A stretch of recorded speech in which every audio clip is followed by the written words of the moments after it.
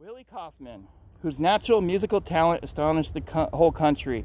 He was the son of A.J. Coffman and a native of Page County, Virginia, but called Norfolk their home when Willie passed. The maiden name of Willie's mother was Maria Jane Daniel of Madison County, Virginia. Mr. Coffman and Miss Daniel were married very young and had a very large family, making Willie the 11th child and the youngest of his siblings. Willie was a musical prodigy. He was born in the city of Norfolk on the 18th of November, 1865. Was not quite 3 days old when little pimples appeared on one of his eyes. Within 48 hours later, both his eyes were swollen shut. He remained this way for more than 3 months. When the swelling went down, he was almost completely blind. When he was 11 months old, the first development of his musical talent manifested itself, and he became more and more fond of the piano. He seemed naturally to learn any tune that he heard played. By the time he had reached 2 years of age, he would sing the parts to 50 or more different tunes. He had learned how to take the sister's thumbs and fingers and practice on the piano. Not yet being able to strike the keys at his age, he was not strong enough.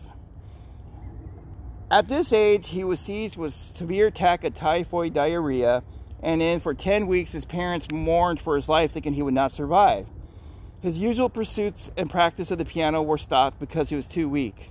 About the 15th of June, 1868, when only 2.5 years old, he had partially recovered from his sickness and commenced on practicing on the piano, even though he was too weak to sing. He had never seemed happy unless he was near or practicing on the piano. He could play any number of pieces and has composed one piece of his own.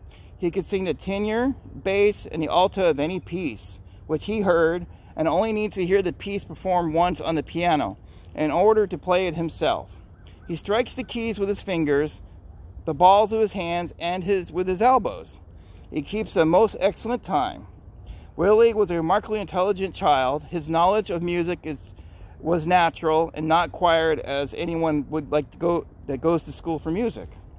Little Willie was performing Christmas week in Lynchburg to large crowds. When they left, heading to Richmond to perform more shows at the state capitol for New Year's Eve, he suddenly caught malaria and passed away very quickly 2 days later on January 1st, 1869. The world lost an amazing pianist. He could have been the next Beethoven.